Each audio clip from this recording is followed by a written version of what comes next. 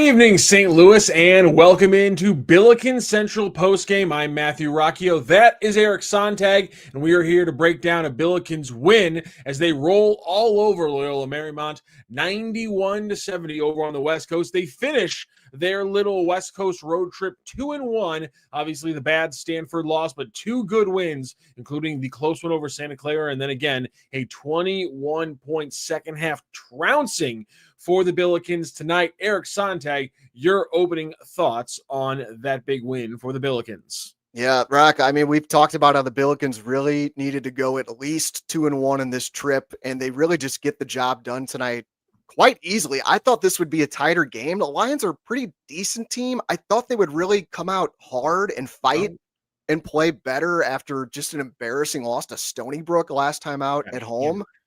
Yeah, they got beaten handily in that game, and the Billikens really outworked them tonight, which was very surprising because I thought LMU would show that fight. SLU was winning almost all the hustle plays, and they dominated on the glass and in the paint. And I just thought the Billikens, they just looked really comfortable throughout the game. I just thought it was a great spot for a first true road game. They've been out there in California for a while. It wasn't a hostile crowd at all. It looked like there was actually a good amount of Billiken fans there, actually, in some of the crowd shots. So just all in all, if you root for the Billikens, you got to be very pleased. And now you want to come home and you want to win out in the non-conference. But it was a great performance tonight. I'm very, very happy with what we saw. We got a lot to talk about tonight, but of course, we would not be here talking about it all without our wonderful sponsors. I want to tell you guys about one of our great sponsors, and that is our friends over at Home Bank. This Billikens Central Postgame is brought to you by our business banking partners at Home Bank. From business lending to everyday banking, Home Bank has been with us since day one as a trusted partner. You don't just start a business without a trusted banking partner, because business isn't just about numbers, it's about relationships. With Home Bank, those relationships make all the difference, just like they did here with us at STL Sports Central. Home Bank is the team behind our team at STL Sports Central. Visit myhomebank.bank or call 855-577-2001. That's Home Bank, member FDIC. More than a bank, they're your business partner, and they bring us our Home Bank money moment of the game. When did things change for Eric Sontag in this contest tonight? Yeah, I thought this sequence kind of really summed up the game. It was in the last minute of the first half. SLU was up by 14 at the time, and Quentin Jones missed a free throw, and Kellen Thames just skied to get an offensive rebound. He finished with 11 rebounds tonight for Thames. In just 19 minutes, he grabbed 11 rebounds, but he gets a big one there. Kicked it out to Amari, where he could have had a wide open three. But I love that Amari went to his strength. He attacked instead of settling for what for him is a low percentage shot. So he got in the lane. He hit a short floater. The lead was up to 16, and it was pretty much game over at that point. It just no momentum for Loyola Marymount heading into the locker room. So the Billikens really just did a great job in that play of rebounding and then getting in the paint and finishing. That was kind of the story of the game. Yeah, and that play I think is so indicative of a lot of things, because I think 2 or 3 times in these first few games of the season, I've cut out, going through my rewatch, I've cut out an Amari McCotchery play where and I've labeled it as kind of need to ask shirts. In these moments, what does he want Amari to do? And because it'd be a moment where Amari would get the ball, the lane would be completely wide open. There might be a big man. Some of these plays there hasn't been. Nobody's on the wing. No one's covering him. And he's taking the three. And normally, he doesn't really make that many of them. That's what the numbers tell us in our eyes. And so you wanted to see him say, listen, he's 6'6", almost a 7-foot wingspan. He usually has no problem, playing with reckless abandon. So in those moments, play with the reckless abandon, hit the lane hard, and he's been doing it better.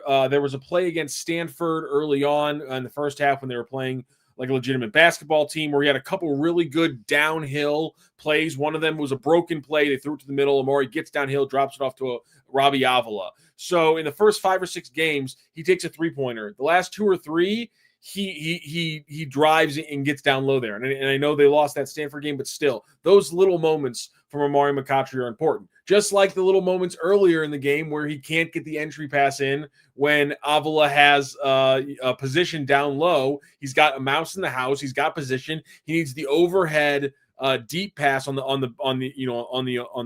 backside, and Amari just skies it into the sideline. And then a few possessions later, I think it might have been Dion, it might have been Q, who screws up another post entry for another turnover. And so it's just the little things with Amari where it's like he does something amazing, he does something incredible, and then there's a thing where you're just like, where's that? And then late in the game, or right before we go to half, I think it was, he has that really awesome floater that we really haven't seen from him in the paint. But if he's going to be the lead ball handler, I need to see the floater, but I also need to see him to hit that entry pass.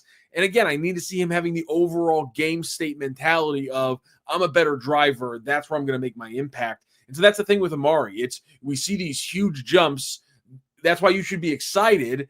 And then you have those things where you maybe it shouldn't temper your expectations. It should just be something that you log in your brain and go, oh, that's one thing we have to watch Amari develop this year. Because that's the big thing, is everything about Amari is developing this year, except for the long range shooting.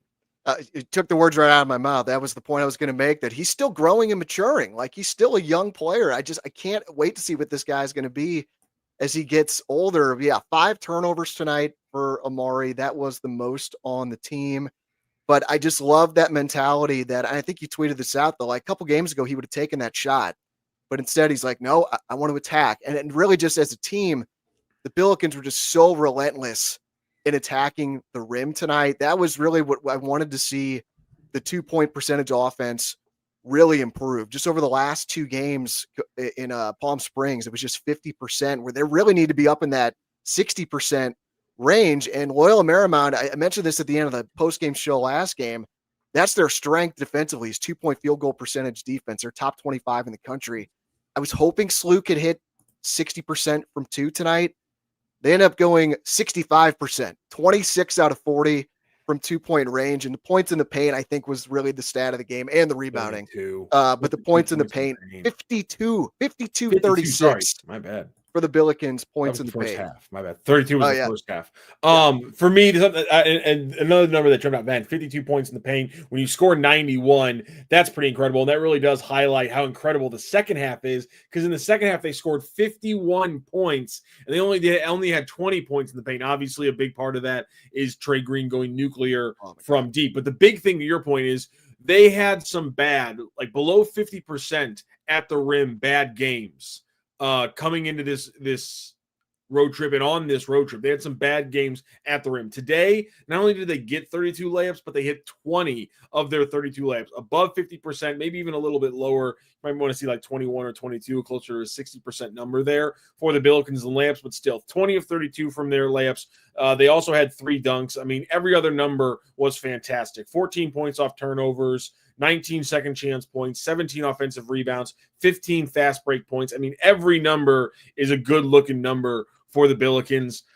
Speaking of good looking numbers, while we're talking about them, one thing that you and I were throwing out that was incredible, we talk about points per possession a lot when you and I are doing the show. Remember, a good offense is an average offense is anything over 1 point per possession. A good offense is 1.1 to 1.2. 1.3 is great. If you get to 1.4, you're blowing the fucking roof off a building. Offensively, that is. So, and then the opposite works back the other way. In the first half, so again, 1.0 is just base average.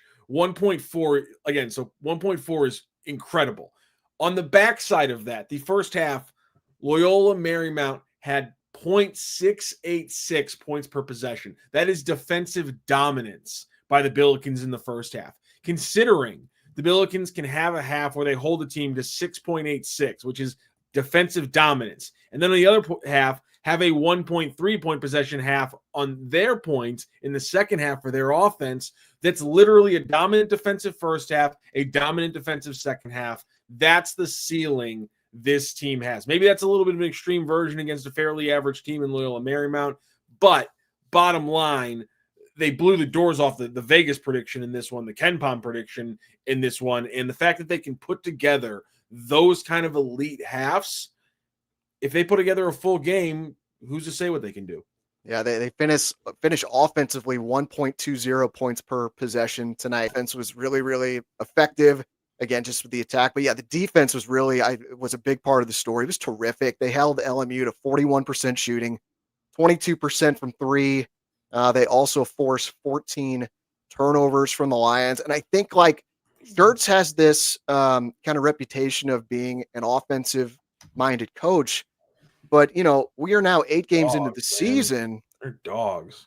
Defensively, in Ken Palm, SLU is ranked 31st in the country in defensive efficiency. They're 69th at offensive efficiency. And so the defense has really been a huge story in this. They're now 10th in the country in effective field goal percentage defense in Ken Palm. So I know we're kind of getting nerdy with the stats, but I guess just the point of this is they they're playing extremely well defensively. I think it's flying under the radar. They had a couple lazy games early on, like the Chicago State game got real loose. That was essentially like a Harlem Globetrotters type of game where you knew the other team couldn't beat you. But really, since the competition has stiffened up, the defense really has been terrific. Only 64 points allowed against Grand Canyon, only 70 against Santa Clara. Stanford, the second half thing happened. But overall, the defense, man, I'm super encouraged by that. Yeah, let's talk about the defense. So GCU, Santa Clara, Stanford, and now Loyola Marymount. That's 8 halves, and the defense has been great, has been good to great in 7 of those 8 halves, and in at least 3 of those 8 halves, the defense has been elite. Which is the first half against GCU, they were shooting like 19% from the field. It was ridiculous. The first half tonight against LMU, and then obviously they had a really good, in my opinion, second half to make the Santa Clara game possible, the win possible. That is. So, I mean, we were talking about 3 of those 8 last halves. And again, bad schedule, fine. You want to talk about the schedule, fine. This is 4 games out of 5. I guess not the last 8, but 8 out of the last 10 because there's Purdue Fort Wayne's in there as well. But this is 4 of the last 5 games against legitimate mid-major to middle ground Power 4 competition. You throw in Stanford in there. And the defense is, again, playing borderline elite halves of defense and throwing in some solid offense. You throw in the ability to hit a shot at any point if you're not Trey Green and on the road. And both the Santa Clara games and the Stanford games are completely different as well. So the fact that the Billikens have already built the defense like this and can slowly kind of work the offense in. And again, if you break things down, this team, because of the X's and O's design from Josh Schertz, if they're going to get better, in my opinion, as the season goes on. That was the plan last year, and it never happened. And I think that's probably because of their injuries and the depth and all that thing. There's no reason for me to think that this team won't get better because the team's too good at drawing up the game plan and finding ways to isolate moments and play sets that get guys points. And I think that's why we've seen everyone now in the top 3 or the top 9, have at least one big game. And today, I know Trey Green had another big game, but also we haven't talked about him yet. Quentin Jones in the first half, absolutely fantastic.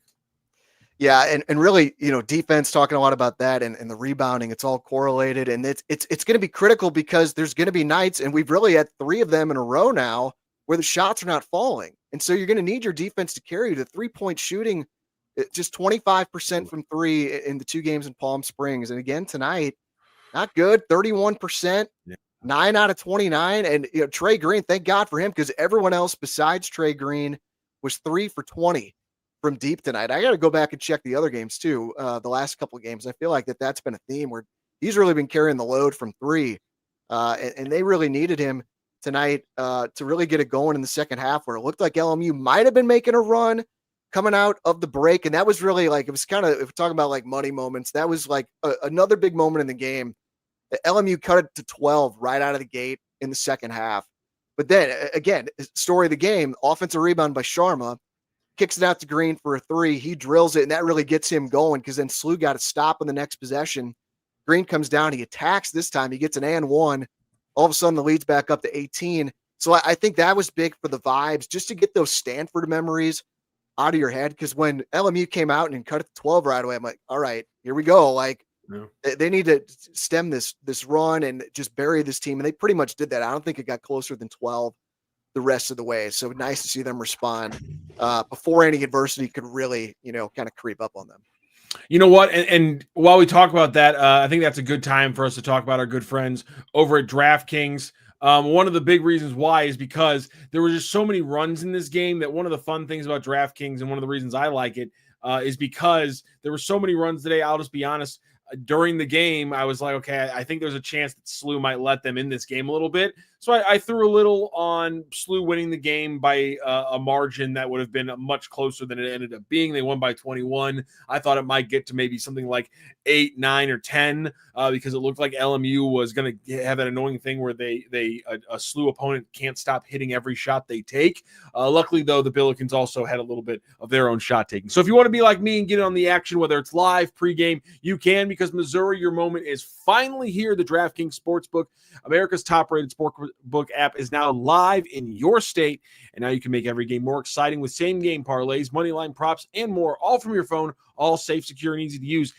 They're not lying, guys. I did this all in the last hour. It's fantastic. Missouri fans know the game day, the tailgates, the noise, the passion, and now with DraftKings Sportsbook, you can bring that same energy to every snap, every touchdown, and every win. And right now, new Missouri customers can bet just $5 and get $300 in bonus bets instantly. No waiting, no nonsense. Just pure action, powered by America's top-rated sportsbook. Download the DraftKings Sportsbook app and use code STL Sports. New Missouri customers bet $5 and get $300 in bonus bets instantly. That's promo code STL Sports. The crown is yours in partnership with DraftKings Sportsbook. Gambling problem? Call 1-800-GAMBLER. 21 and over. Physically present in Missouri. Eligibility and restrictions apply. One single use odds boost per customer. Market boosted to plus 100 odds. Max bet $50. Expires at 8:20 p.m. Eastern Time, December 7th. Terms at sportsbook.draftkings.com/promos. Lots of great bonuses and promos in there as well. Jump in, use that promo code to get your first one again. Bet $5 and get $300 in bonus bets right now. Use promo code STL Sports. We were talking about Trey Green, another great game for Trey Green tonight. He absolutely, again, went atomic in the second half. Just 2 points in the first. He scores 21 of his 23 in the second half, mostly on 6 of 8 from deep. He also happens to go 1 from 1 from the field. And you know what happened when he had that 1 from 1 from the field, Eric Sontag? What happened? He got fouled for and 1, and he got 3 points. There you go. So that's how he got his 21 points. It was 7 different 3-point plays, 6 one way, and 1 the hard way, as they like to say. Huge game from Trey Green, and I want to lock in on one thing really quickly. And I have a quote from our good friend, head coach Josh Schertz, who probably is talking right now to the media because we got on a little late because Mizzou was wrapping up and it was a win. So he probably didn't spend a lot of time yelling. So he's probably already talking to the media right now. So we'll talk a little bit about what Josh Schertz says to the media while we can't listen to him. Before this quote that I'm going to read, Josh Schertz about Trey Green. Trey Green had played 4 games. He had averaged 8.3 points per game, and he had shot 36% from 3 on 5.5 points on 5.5 attempts per game. Why is there a timer on this? Timer off. Sorry. They were putting timers on my graphics. Yeah, no, on my banners. For some reason, there's a timer on my banner, and I don't like that. I don't want timers on my banner. Get the heck off of here. So anyhow, my apologies. 8.3 points per game, 36% 3-point on 5.5 attempts per game. Here is what Josh Schertz had to say when he was asked about the offense. I think the ability, we've got the fire, we got a lot of firepower offensively. We've got a lot of places to go. And one of the guys who's not averaging double digits is Trey Green. Again, he said this about Trey Green when he was only averaging 8.3 points per game. This was on November 17th, 4 days before the Purdue-Fort Wayne game. Trey Green, who I would probably have said for the year would have a chance to be our leading scorer. And I still think he's going to have nights where he goes and gets 25 or 30 points and have these breakout games. And that's coming, I think, for him as well. Trey's too good of a player, and he's too big a sample size offensively to not have that happen. Well, those were 4 games, and we've also got 4 more games: Purdue, Fort Wayne, Santa Clara, Stanford, and now tonight against LMU. Let's do the math. Trey Green, after this quote, 4 games played, 18.3 points per game. That's exactly 10 points per game more. And incandescent 50% from deep on 8.5 3-point attempts per game. He has gone an unbelievable 18 for 36 since those quotes by Josh Schertz. The man knows his players. Say what you will, the man knows his players. Man, it's just so nice to see, again, when the shots are now falling for the other guys, again, with the depth of this team, if someone doesn't have it on one night, someone is going to step up. And so Trey Green really stepped up tonight. Quentin Jones really stepped up, maybe his best game of the season, especially in the first half. Listen, it's undoubtedly his best game of the season. And I'm not trying to say that as a shot. I'm just saying, like, a guy who everybody else has had at least like one half where things have really clicked for them. And Quentin Jones has had moments. He's been a great defender. And so, like, he hasn't had bad games defensively.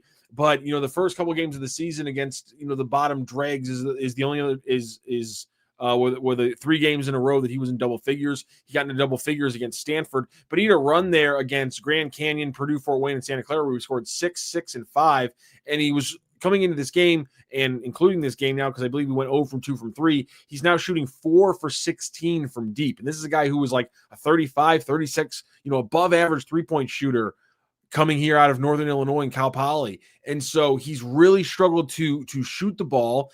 And I think at times it's affected his floor game. He's still a good defender. So to watch him get involved, again, shots not falling. So what does he do? He says, I'm 6'6" with a 6'9" wingspan. I'm attack the rack. And that's exactly what he does. He comes away with 12 first half points, I think it was. And that was absolutely huge. It pays to the Billikens through the first half, and that's exactly what they needed. Yeah, Jones finishes with 16 points, 5 rebounds, 7 assists. So a terrific floor game for him. That's 7 assists. Let me see here. Coming into the game, he had 4 was his game high against Lindenwood. So he puts up 4 in the first half. He's responsible in the first half for 21 of the Billikens' first 40 points. I mean, anytime you can have a guy who's doing that. We were talking earlier about Amari McCautry's game when he's going to be the lead ball handler. Well, when he's not the lead ball handler so far this season, it's been Quentin Jones. And so watching him have that game, watching him get involved as a passer, absolutely just huge for the Billikens going forward. Yeah, I think guys are really finding their roles too on this team. You're seeing kind of the minutes, kind of dictating that as well, where some guys are playing less minutes. Dunlap just 17 minutes tonight. Otieno at 15 minutes. So Quentin Jones, fantastic tonight. Trey Green, like some of the degree of difficulty in those shots was really high as well. Always is. Thought Robbie had a really, really good game tonight. He looked really comfortable. I thought just the offense flowed the best when he was out there. He was getting mauled. They were mauling him, and he wasn't getting any whistles. I feel like it's always like this with him, where it's almost like the big kid when you're playing 5th grade basketball, in CYC, and you got the big giant kid that is never getting any fouls. It's tough to see that. Or he's always getting called for the fouls. I also want to give some shine here. Really quickly, I don't want to bypass this on Quentin Jones. Not only did he have 7 assists, but he only had 2 turnovers. And he also had 3 of the Billikens' 8 steals. So again, the scoring, I think, the lack of scoring, I think, might have affected his assists. It might have affected his rebounds. It never affected his defense in any games this season. And that's always been there. And today, to watch him go full floor game, not only getting the steals, but getting the assists, getting the rebounds, getting to the rack, not turning the ball over as well as a ball handler, considering the Billikens had 18 turnovers overall, that was huge for them. Robbie Avila, huge again. I'm worried what happens if teams start finding ways to push him away from the slots, because he really loves to go to work in that area, but Schertz is confident that'll just open up space for other players. And to your point, another one, you already mentioned him, Kellen Thames, though. He only scores 2 points, but 11 rebounds, 3 assists, and 2 steals. And 1 shot clock brought down. Damn right. Damn right. Never really jumped out for you during this game, but it's one of those things where when you go back and watch this game, the little things Kellen Thames did consistently are going to jump out. All the littles, I'm sure, lunges and tags he had. And that's the one thing, by the way, if we want to talk about a little thing that Kellen Thames is a lead at, that this Billikens team is really good at, and because they're not going to get a lot of these steals just like manning these guys up and getting 1v1 steals. They get a lot of steals by ripping guys, going on drives, and players will tag off their man. So your man's right here. You'll just kind of take one step from him and swipe at the ball handler and get back to him. So he's not an open shooter. The Billikens, I think, are really good at tagging. And so they get a lot of swipes that way. Kellen Thames is a fantastic tagger. And so I think you've seen consistently their ability just to jump in the lanes and just swipe at it and cause problems. They're getting good at that. And Kellen Thames is the lead at that. And I think that's how him, Amari, and Quentin got their steals today. The bottom line with that is Billikens got to have more defensive impact. They got to get block shots from Paul Atieno. They got to get steals. Deion Brown was a pest on defense. They got to get a little bit more active hands in the passing lane and things like that. And while I'm there, 15 minutes for Paul Atieno, kind of surprising. The lowest minute count of the nine-man rotation that's really stuck out here for the Billikens. Every game, you mentioned this, I think, a few shows ago. Every game, it seems like one or two guys kind of drop off. It seems like Schertz is willing to kind of like pull the ripcord on one player's minutes each game when they're not getting the feel for it. But I'm a little bit surprised that one of the games, or at least early on, one of the games is we're getting a 15-minute outing from Otieno. I am too. I feel like this. I'd have to go back and check the last couple games too, but I feel like this has kind of been a trend where he's been in kind of the lower tier of the number of minutes for the top 9 on the team. You're talking about Thames. I just love this guy. He's such a winning player. He strikes me as, and I know there's a lot of guys like this on the team that it's been a big talking point. It's about sacrificing your personal and individual goals for the betterment of the team, because we have so many dudes on this club that can help the team win. And so it's not always about you getting your points. I think Thames is a really good example of that, to only get 2 points, even though it was a very loud 2 points, but the 11 rebounds, fantastic. And Deion Brown, I don't want to, not mention him just because he just does his thing. 12 points, 5 of 6 from the field, 8 rebounds. His 2-point field goal percentage has been elite. I think we were talking about that before going on the air as well. 78%. Oh my God. From 76 or 78%. I think after this game, because he went like 6 of 7 from under the arc, or 5 of 6 from under the arc. It's like a 78% in 2-point land for Deion Brown. And again, he rips down another like 8 rebounds. It's incredible. Man, they're still they're going to have to hit more threes though. I know Robbie tonight, 7 of 12 from the field, with 17 points, 3 rebounds, 5 assists, but he only took 2 threes, missed both of them. He didn't really have to. I just think this was a comfortable opponent for Robbie, where LMU did not play that physically tonight. And just he was able to do his passing and cutting and get in the lane and get a lot of layups. But we've seen Robbie struggle against tougher, more physical teams. I know there'll be more of those coming up, but he led the team in plus minus, but he's just on the floor a lot and they were dominating. I don't really know what to say about it, because we know what he is. We know what he can do with all these extra weapons. I expect more. But I just think it's kind of, in hibernation a little bit like that. No, none of the jokes from that intended by at all.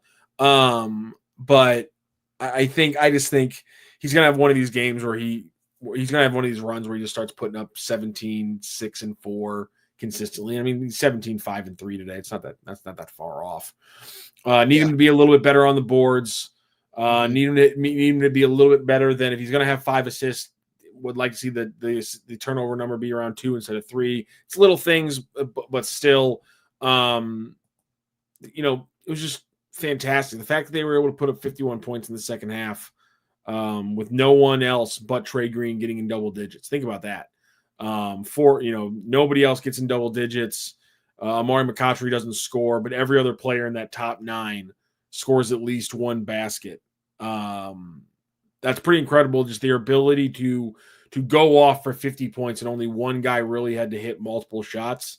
That's pretty insane. But the turnovers at the same time, while we're trying to find negatives to talk about here before we finish up the show, the turnovers continue to be a big problem. And I'm not sure how Schertz figures this out. I think when it gets down to it, if we ask Josh Schertz, and I'm sure he's probably asked about that today, you can probably find maybe an answer to this question later on today in Stew on Slew, if you're a subscriber, and you should be, or in the Post-Dispatch with our boy Tom Timmerman.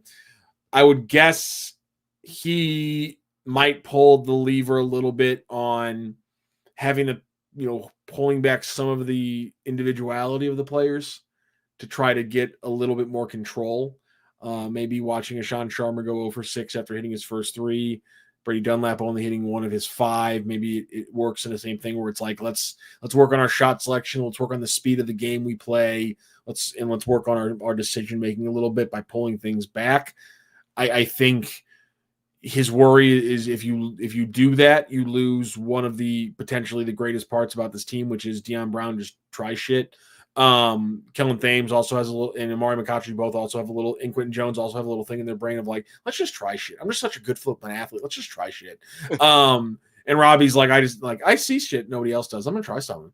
Like you don't like they have so many of those players that you don't want to mess with that, but they might have to do a little tuning on the knob when it comes to that kind of discipline versus individuality, ingenuity kind of thing, because another borderline 20 turnover game. Yeah. It bit you in the ass, bad offense, bad shot selection, turnovers, bitch in the ass versus Stanford. And, that was bad rebounding too. But it'll continue to bite you in the ass if you keep going 15 plus turnovers every game in and out. Yep. Especially when you start coming up against better competition here shortly. Yeah. They finished with 18 turnovers tonight. The turnover percentage was 23.7%. The updated KenPom numbers, they're now 294th in the country in turnover percentage. So that is just like this thing that just kind of sitting there in the back of my mind. And I hope this is not what becomes the death of this team. But the good news in KenPom, I see the win tonight. They started the game, I believe. Yes, they were at 53. This is why covering matters and putting up margin matters and being efficient on offense. They're now up to 46 in the KenPom rankings. I love to see that. And just, to bring it back to the betting, because everyone's so excited about this. I know the bet that I gave out in my preview article for STLSportsCentral.com, Billikens go over their team total at 77.5. They cashed that easily. Just as poorly as they shot the ball in Palm Springs, they still scored 71 against Santa Clara and 77 against Stanford.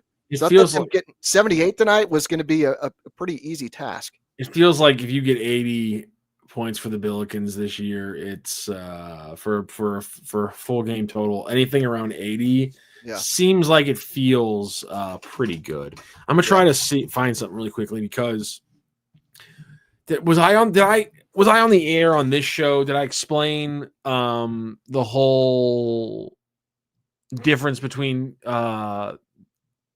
the impact of having the ball in front of your bench? Or ring a bell. What? Okay, it doesn't. Okay, so essentially, more so in the NBA when there's quarters. And Josh Schertz, I asked him about this. He said this would be more impactful in college basketball if there were quarters.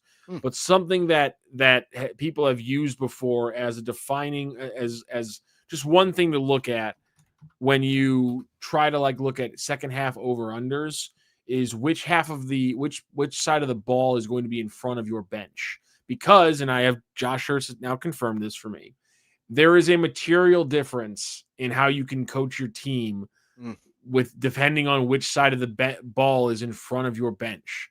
If your defense is in front of your bench, you can call out screens and things like that better. If your offense is in front of your bench, there's never you don't ever have to worry about miscommunication of the play call. Your offense is always going to get the play call because you're right there staring at your point guard's eyes and screaming the play call at him. Whereas if he's on the other side and you're playing, let's use the example that Josh Schertz used, you're playing at Dayton and it's loud as hell and your point guard can't hear you calling the play, that's going to affect sometimes how you play offense in those halves. And so Billikens scored 51 points in the second half. I'm bringing up the replay right now.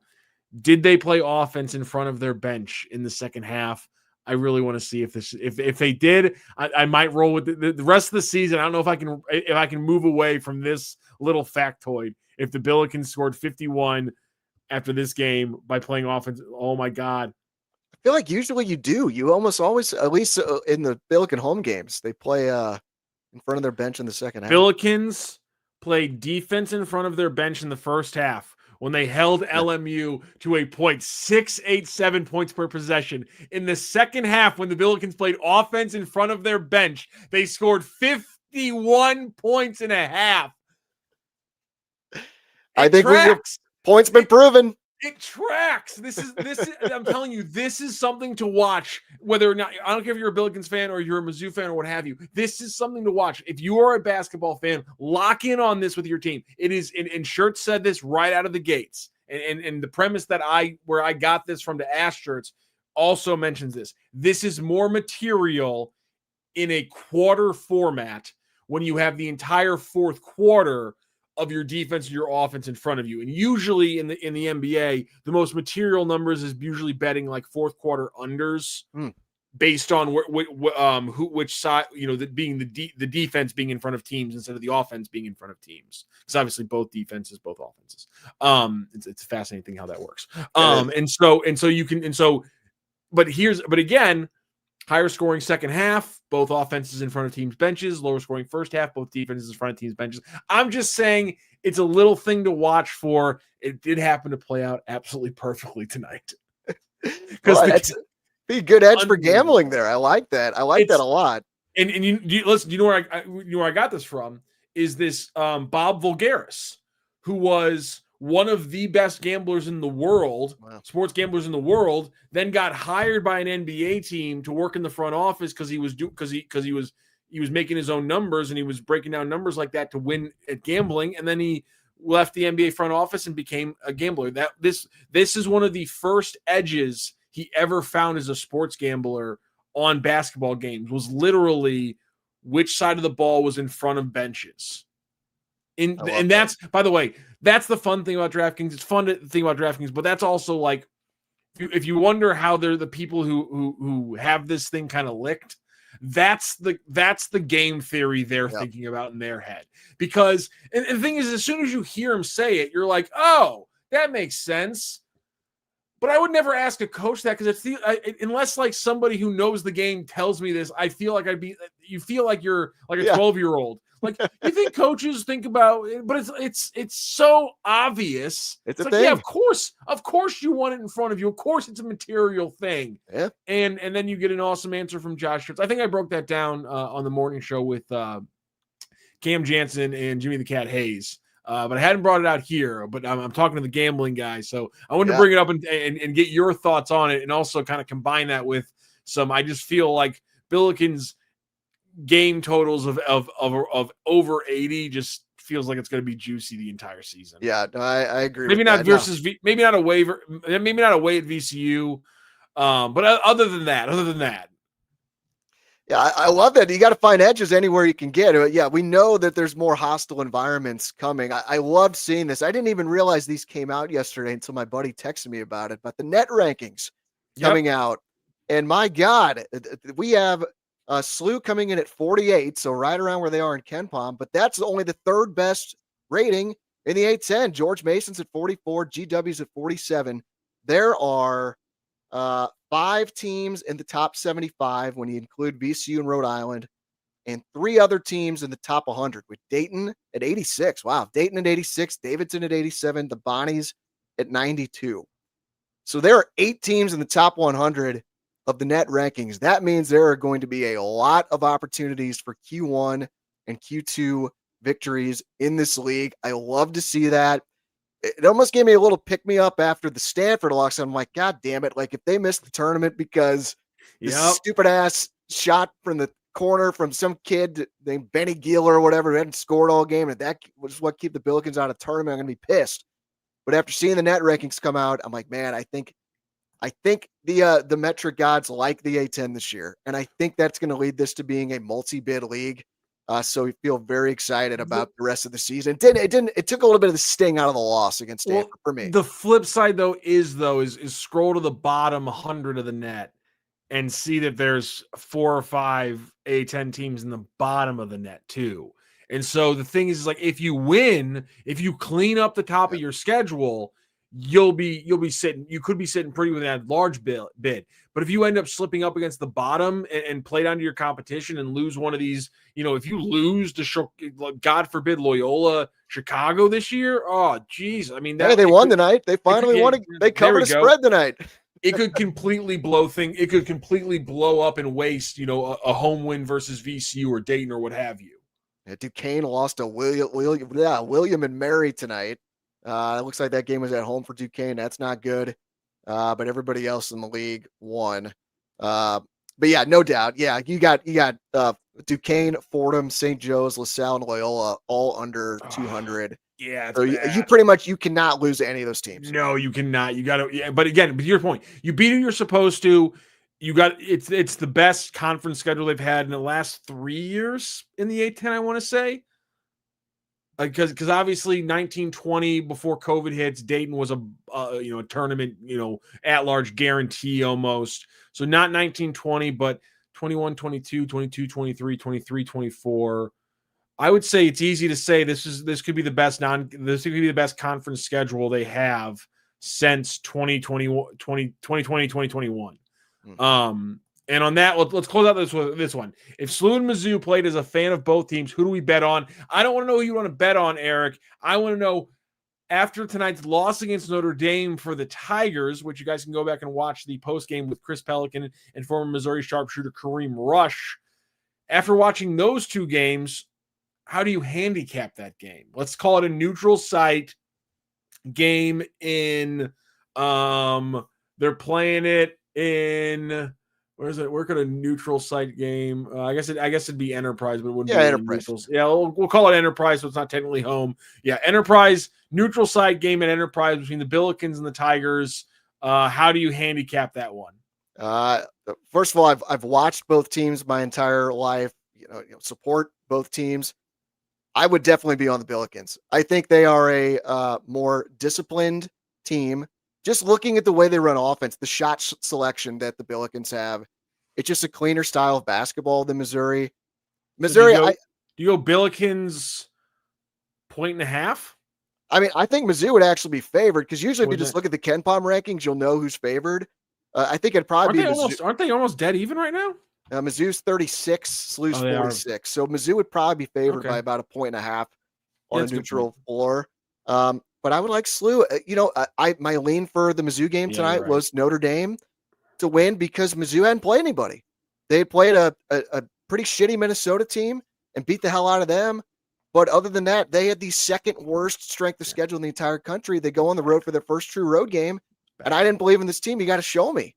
And they didn't get it done. I think Mizzou's probably going to be a tournament. I know this is a SLU show. Mizzou's probably going to be a tournament team, but it's going to be like last year. They're going to be one and done. It won't make the second weekend. I just know as a basketball fan, and again, a supporter of both teams, I love watching the Billikens play the game of basketball. It is just a very aesthetically pleasing game to watch. And I hope, it looks like we got over 400 people watching this thing right now. I hope we get more and more people on the bandwagon watching this team because it is, it really is a fun team to watch. Not just because of, the results they're putting up, but just the style of which they play. It's every shot is a layup, a dunk, or a three. It's very rare you see any shot other than that. And just that's the way the game's really supposed to be played right now. Some people don't like that style. Some people want to see more of a mid-range. The way that I would bring people in is the ways I've already described it, which is when I break down a SLU game, I now have folders for certain plays so I can kind of keep a narrative grasp on things. And multiple folders that keep growing very exponentially continue to be Amari McCotchery doing insane things with the ball in his hands as a driver. Deion Brown just telling you, I'm going to do something on a basketball court you've never seen me do, and it might go horribly wrong, or it might be the craziest thing you've ever seen on a basketball court, but I'm going to do it right now, and I might do it multiple times, and I don't care. Just, so you have Amari, acrobatic drives all over the place, Deion Brown doing something on a basketball court you might never see him do, Robbie Avila playing, in my opinion, the most aesthetically pleasing basketball position that exists, which is a passing big man. Yeah. And you have guys all around him who are going to cut, who are going to shoot and things like that. So, I mean, and then you have guys like Trey Green who can go atomic from 3-point range like he has in multiple games now, where he's had multiple 20-point games in the last 3 games, all because he's able to hit 6 or 7 3-pointers in a very short span of time. So everything you have, even if you don't like the 3 outcomes basketball wise, even if you don't like only watching 3-point shooting or dunks, you want to see a mid-range game, fine. I can't promise you a mid-range game. I can promise you a technical elbow centric game from one of the best post players in the country, and I can promise you that there are 5 6'3" to 6'6" wing players who are running around at all times, almost literally, but definitely figuratively, like Zach Bovair is dousing them in oil and lighting their hair on fire every time he sends them to the middle of the scorer's table to check in. I mean, this team plays fast as hell. They're not going to stop that. They maybe need to hold it back a little bit, but they're not going to stop. They're going to be a blast. And as long as things don't go horribly wrong in conference play and they don't blow a game to Duquesne, they should be dancing. And if this team dances, we're all having a little fun. Look out, man, too, because this is the kind of team that could make a run if they do get in. I don't want to get too far in my head of myself, but they fit the profile. If they can start hitting some damn 3-pointers, you're going to have to hit some 3-pointers in a They tournament play game defense and they hit free somewhere. throws. Like, that's to your point. They play defense, they hit free throws. They conceivably have a roster that can, not just 2 players can hit 3-pointers. A lot of players can hit 3-pointers. So, those are the 3 things that we see people have to do nowadays to win games in the tournament. The other thing, again, is Robbie Avila has to be one of the best post players, if not one of the best players in the country. And right now he's playing solid, but solid's not going to get them to the tournament. Solid's not going to get them through VCU and Dayton and through a tough A-10 tournament. Solid's going to get them a fine seeding and maybe a spot in the tournament championship game, but it's not going to probably get them to the tournament. You want to roll through VCU, St. Joseph's, St. Bonaventure, 2 Dayton matchups, only 1 Davidson matchup this year. I mean, you have the A-10 schedule, the away George Mason game right now. They're a top 60 team. That one's looking good as well. I mean, you have the conference schedule. Can you play up? Can you finish? Yeah. We'll be here every game to keep you updated and see what's happening. Yeah, they end the season at George Mason, which very well could be a Q1 game opportunity for the Billikens. They might need to get in the tournament. Yeah, just kind of my last point, looking ahead, the next 6 games are at home. We have 5 non-conference games and then the conference opener against St. Joseph's. The only non-conference opponent that should be able to threaten SLU is San Francisco. That is coming up on Saturday, December 13th. San Francisco 90th in KenPom. SLU still projected to win that game by 10 points. So they really shouldn't be threatened by anyone heading into the A-10 play. You start with St. Joe's. You should defeat handily. The next true road game at VCU, January 7th. That is going to be the next huge test. San Francisco could be a test. St. Joe's, but the next big test, Wednesday, January 7th at VCU. Cannot wait for that game because where we've seen the Billikens in years past is they get bullied, especially when they go to VCU. If I'm not mistaken, they have never won in that building. And when they go there, we need to see them man up and really just go up against these guys and show them that they're not the big bully in this league anymore. And so I'm really looking forward to SLU having an opportunity. I mean, we know they have the skill. I want to see the toughness with this team. GW is a top 65 team in KenPom right now. This is the conference schedule that can get you an at-large bid if you roll on through. Like I hate the schedule build that it's again Central Michigan, San Francisco, Bethune-Cookman, New Hampshire, Principia, and then St. Joseph's. 6 cookie games at home for the Billikens in the month of December before they then have to have a long week out of New Year's before they ramp up for an away game at VCU. I hate it. I literally just watched the Missouri Tigers do this before they ramped up against a good team. What happened to the Missouri Tigers today? They lost to a team that wears a dark colored jersey. Navy blue and gold. Black and gold. I don't like what I just, damn it to hell.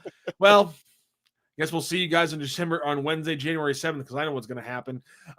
We got 6 games between then and now. We will cover all of them right here on the Billikens Central Postgame. Next time we're talking to you guys, it's at the end of this week, Sunday, December 7th. The Billikens face off against Central Michigan at Chaffetz. That should be a cakewalk for the Billikens. Central Michigan ranked 306th in KenPom. So they roll LMU by 21, which means they'll probably beat Central Michigan by 9, 6. they'll keep it fun just to really, really scare us and make everything we said today about their non-conference schedule and their conference schedule completely moot. They'll win the game, but it won't be pretty because I have a feeling that's just the way the season is going to go. So 306th ranked Central Michigan coming up next on Sunday night. We'll be right here on the Billikens Central postgame. For Eric Sontag, I'm Matthew Rocchio. For our wonderful sponsors, Home Bank. Check them out at myhomebank.bank. And, of course, DraftKings Sportsbook. The crown is yours. If you haven't done it already, $5 deposit, $300 in bonus bets. There's promos. There's bonuses all over the DraftKings Sportsbook app. Jump in, have some fun. It's the Missouri State. Bet responsibly, but, spice things up a little bit. Like when the Billikens are up 21, you need to spice things up a little bit. Our friends at DraftKings help you out. Again, we'll be here on Sunday. Thank you very much, Eric. I'm Matthew. Thank you so much to our wonderful listeners. Thank you to everyone who jumped into the chat. You can always check out this podcast on YouTube whenever you want. Make sure you like, share, and subscribe. Have a great night, St. Louis.